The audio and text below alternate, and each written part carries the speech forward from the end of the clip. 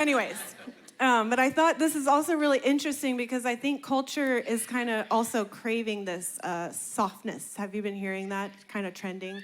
I'm in my soft era.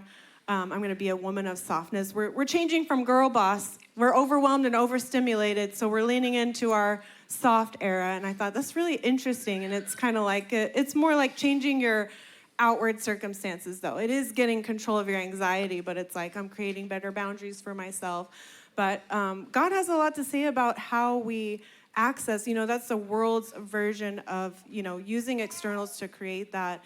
And then I thought another version I heard was, I can be soft when I'm given the strength that I'm supposed to get from, in a relationship. If the man gives me the strength I need, I can be soft and I can be that vulnerable person.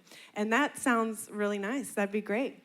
But we're called as Christians to get to behave in a manner before we even get what we need, just as we forgive before we get an apology, because we have a different source. We're forgiven, therefore we forgive. And it's the same with softness or gentle and quiet spirit. We get a hold of our inner, turmoil before we're able, and give it before we receive the strength that or the needs and wants that we have before we even get them. We get control of our mind.